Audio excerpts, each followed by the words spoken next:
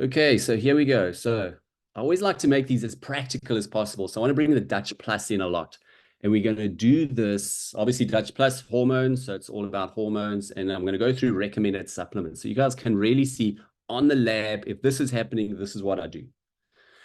So I'm going to go through men's and women's because men also have hormones, by the way. So let's just have a look at the men. And one of the biggest problems with men is they're going to have low T and high estrogen. So that's going to be the common. I'm not going to go through like every situation that a men could have hormonal imbalances, but certainly the low T, high E is going to be a dominating situation. And we've got to be thinking, where is that testosterone going? So I put this picture up because that gynecomastia is the trend of what you're going to see, somebody who's going to be having this low T, high E. They're going to start to have the man boobs. They're going to start to put on weight. And then you're going to obviously start to have the mental issues, mood issues, low sexual drive, and so on. And I'll dig into those. You can use the questionnaire. So this is the Adam questionnaire. Like this is the most used just to kind of see from a questionnaire, and you know how well these questionnaires work as far as the workshops go. And it's just economical. If somebody is low T in your program, you're working with men, this is something that you want to do on a monthly basis and just check along with the labs, like where are we heading? So this will really tell you what are the symptoms with low T and high E. Do you have decreased libido? Do you have a lack of energy? Do you have a decrease in strength and endurance? Do you have a lot? Have you lost height? So it's obviously bones. Are you have decreased enjoyment of life? Are you sad or grumpy? Are your erections less strong? Have you noticed recent deterioration in your ability to play sports? Falling asleep at dinner? Are there any recent deteriorations in your work performance? Understand all the different systems through those questions. We're hitting hormones, we're hitting transport, we're hitting structural, we're hitting communication, we're hitting detox. There's a whole bunch of systems that have been asked through those questions. So think about it in a functional medicine perspective. Hormones influence many different systems. If we look on the Dutch Plus, this is typically what you're going to see is this deterioration in low. Obviously, it could be a whole lot lower than this, but you're going to see this aromatase being upregulated so that we start to have this abundance of estrogens, which you can see in the red here. So this is going to be obviously what we're going to be thinking about in our functional medicine heads is that the testosterone is getting flushed through to estrogen through the upregulation of aromatase. We know that happens when our three finite processes are imbalanced. Heightened inflammation upregulates aromatase.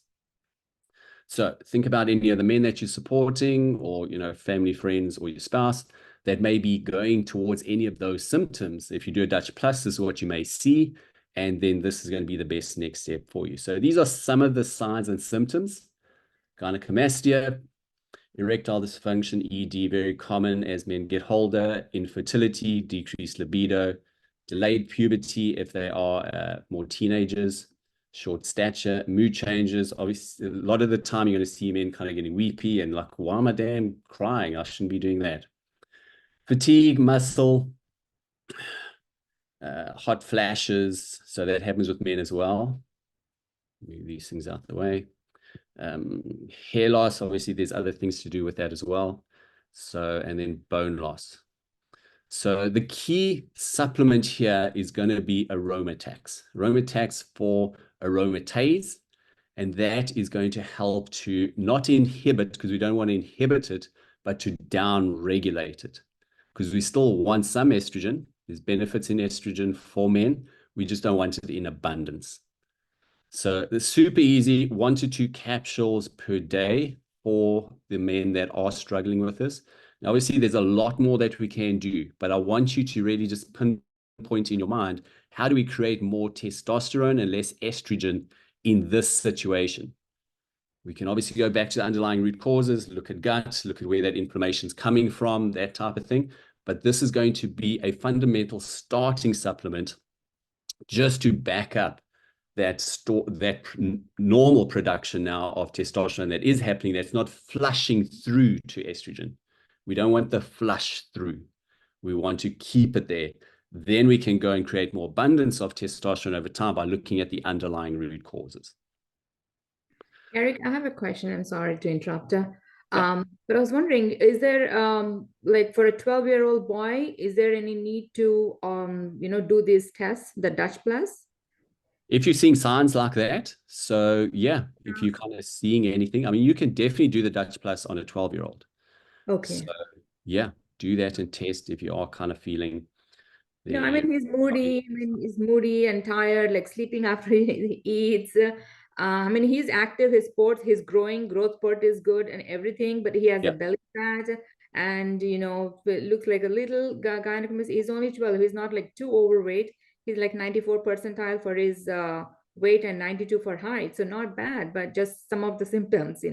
I was wondering. Yeah. So. And I think the big one is as they're getting into puberty, is are they starting to get little man boobs? Mm, That would be kind of my sign. Okay, maybe that testosterone is flushing through. So okay. they've got enough testosterone. We just need to shift it. And then I want to go back to see where's the inflammation. So Okay. that's going to be going through the systemized approach. We've got to fix the diet, get the exercise going, fix the gut with the pathogens, and so on. Yes. Okay. Yeah. Sounds good. So Thank it's you. kind of like a starting point just to hold it back, and then we go fix the underlying root cause. Okay. Sounds good. Yeah. Okay, so the next big issue, these are the two common things. You're going to see that low T, high E, but then you're also going to have the high DHT, dihydrotestosterone. So that is like our powerful testosterone that goes and creates a lot of imbalances. And that's the upregulation of 5-alpha reductase.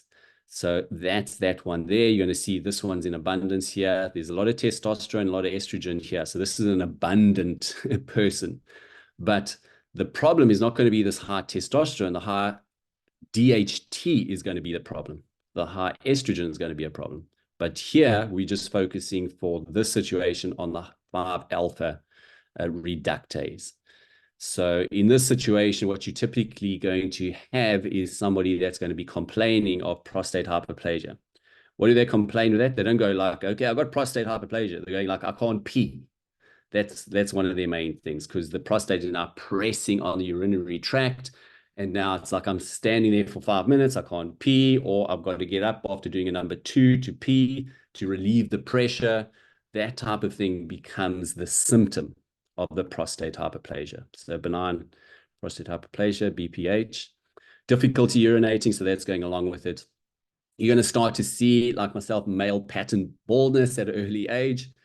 This is also going to come in the woman when we do go through the DHT on the woman's side, but you're going to look for that hair thinning and then the excess facial and body hair. So that could be a symptom as well, particularly more on the woman's side. We're going to see those. But for men, if they've got a lot of body hair, that may be something that points you in that direction.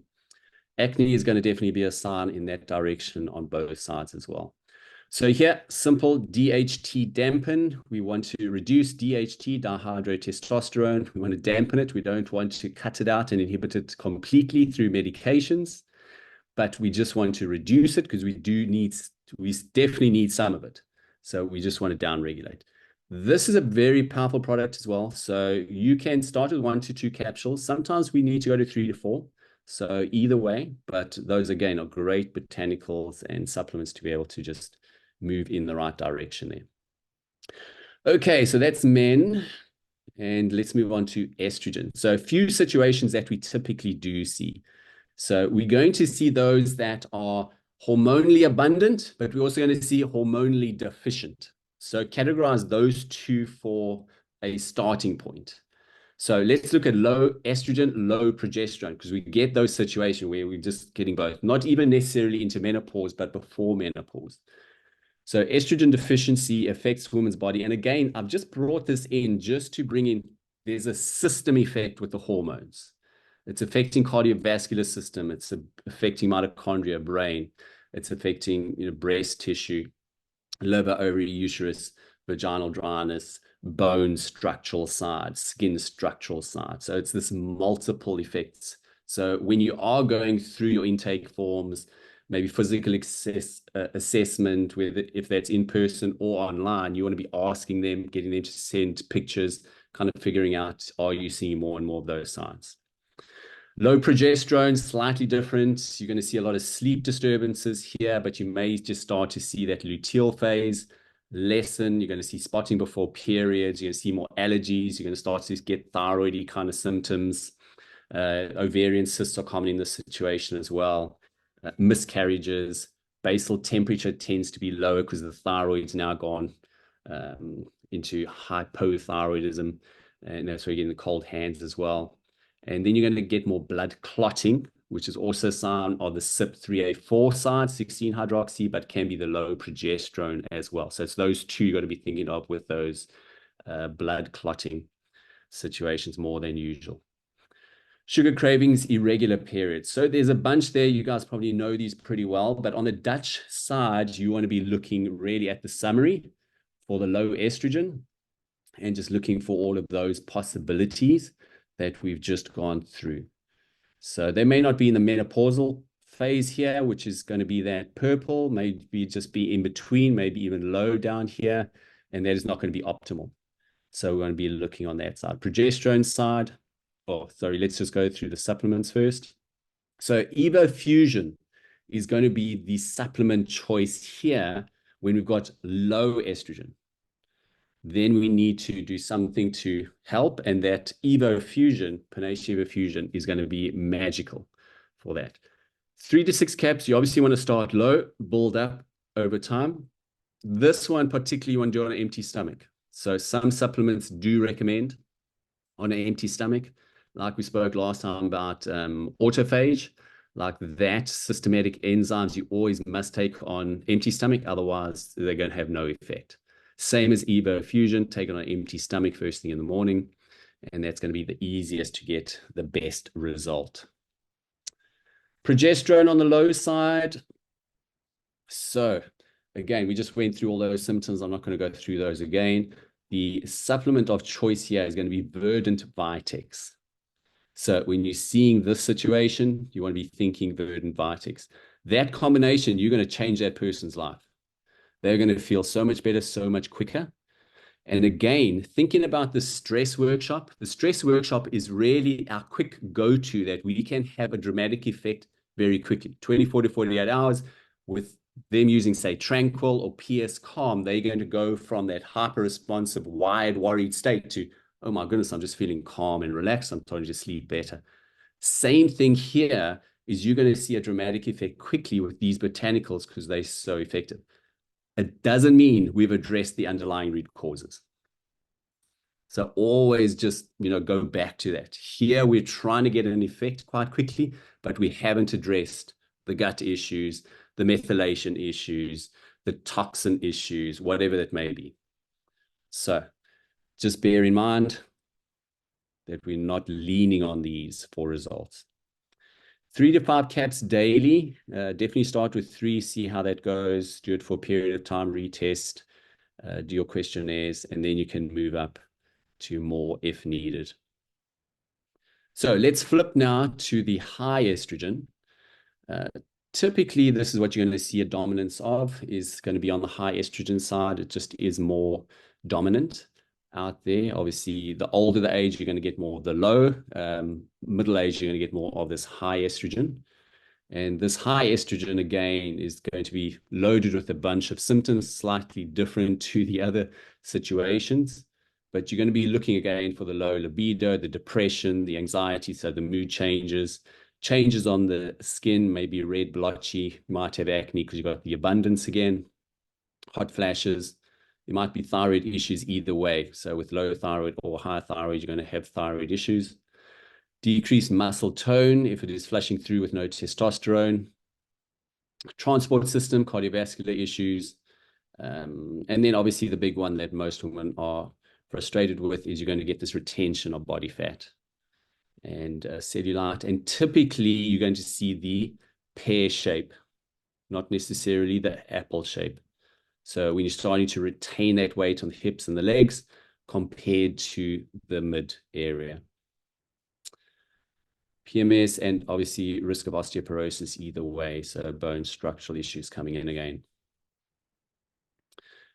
So with the high estrogen, again, first thought is there just too much inflammation in the body? Because remember, estrogen is going to have a cycle, vicious cycle of creating more inflammation. in there. So then it creates more upregulation of aromatase. So we need to be assessing again, is there very low testosterone, high estrogen? And in that case, our number one go-to is going to be looking to manage that. So we're going to be looking towards the Aroma Tax in that situation as well. Let's just hold back, pull the testosterone a little bit higher, let less estrogen flush through, and then we can manage the detoxification process of the estrogen. So thinking upstream before we're starting to manage the metabolites. What we want to also think about is to go down the different metabolite pathways. So we want to be thinking of CYP1A1. This is our favorable pathway. However, here's an imbalance for us. So I want you guys to be thinking, what do we do in this situation when we've got a high 2-hydroxy and a 2-high methoxy?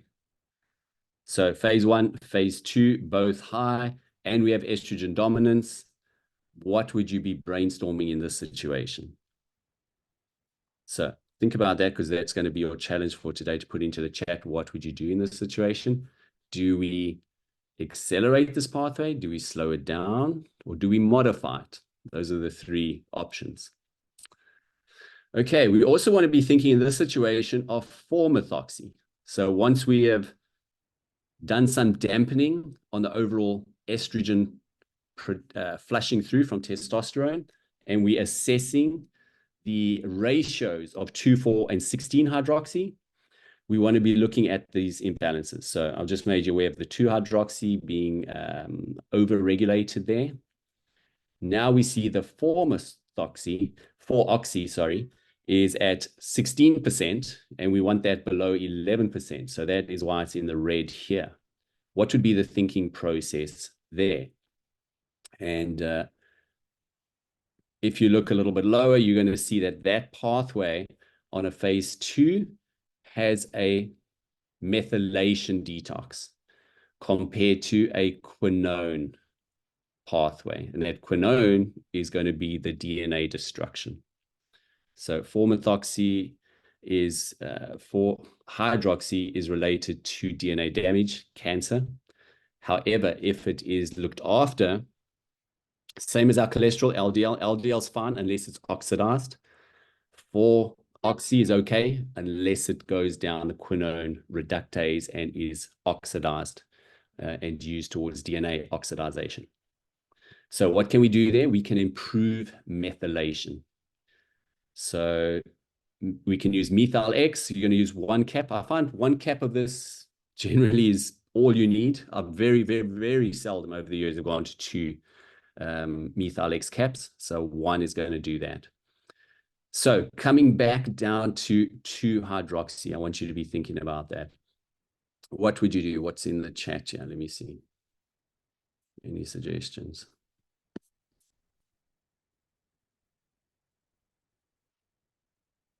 Okay, no takers. Well, we had a good prize today, so missed out on that prize. Okay, so the one thought process is we can facilitate CYP1A1 pathway. So that's down the 2-hydroxy methoxy pathway. However, we need to make those phases efficient. So how do we make those phases efficient? Well, you're going to need to improve methylation, but with this specific comp gene, what is the mineral cofactor for COMT besides the methylation factors? Magnesium. So that is where we need to be. What I would be doing is doing an RBC magnesium and seeing, are we at the absolute top levels? So it's usually like 6, 7. That's really where I want to get them.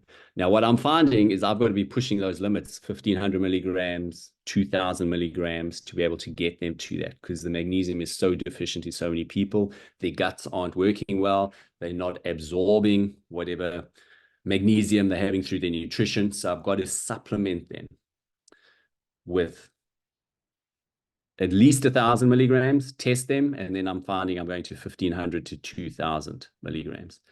8 capsules of MagMax is 1,000. So you need to be taking like 8 times 2 to get to 2000. It's a lot of magnesium. But this is what we have to do to facilitate this so that we're not creating this excess 2-methoxy and 2-hydroxy pathways here. Then we can use DIMS to facilitate this pathway to make sure that it's not going down the CYP1B1 pathway, and we're going to have a little bit more balance. So understand the thinking process there. When we understand those pathways, then we can manipulate the supplements to be able to manage that and then retest. Okay, so let's have a look at women's high DHT, and this is going to be a common factor. So I've just brought some pictures up here, and this is why it's good again to have those pictures in your healthy account, get those pictures in, look for these kind of things. And what you're going to be looking for is there a little moustache starting? Are they starting to get a little bit of hair around the chin? So any of that facial hair. The next one is going to be your thinning of the hair. So typically on the top, and it's going to be almost like male pattern balding across with the DHT particularly. It's not going to be patchy. That's different. So it's that general thinning that is happening. And it's not isolated and patchy, which would be more autoimmune. So if it just like recedes backwards like that, like destruction of cells, that's very different to an overall thinning, which is going to be more tending towards the DHT for the woman. And then looking for things like acne. So these are going to be all the physical signs that are just going to pop up. Acne at an age that's inappropriate, let's say that. So obviously teenage years, there's an abundance of hormones. That's a whole different situation. But now, say you're going into your 20s, 30s, 40s, 50s, and now you're starting to get acne, then we've got to be thinking there's a shift in pathways for some reason, and that can be lending. So in this situation, again, we want to just be looking at the 5-alpha reductase. We'll see this in abundance. That's going to connect to those signs and symptoms, and then we can make some better decisions on what to do. So we're going to have that excess body hair, face, back, chest, acne, hair loss, enlarged clitoris, deepening of voice. So you may hear it like you get on a Zoom, you go, oh, naturally, that's just sounding a little bit deeper than I expected. Change in breast size. So any of those factors are going to lead you towards the dihydrotestosterone, superpowered testosterone, and that's going to have those symptom effects. So what do we do here? Obviously move towards the DHT Dampen. And so this is a great product for men and women in this situation because we're working with an enzyme.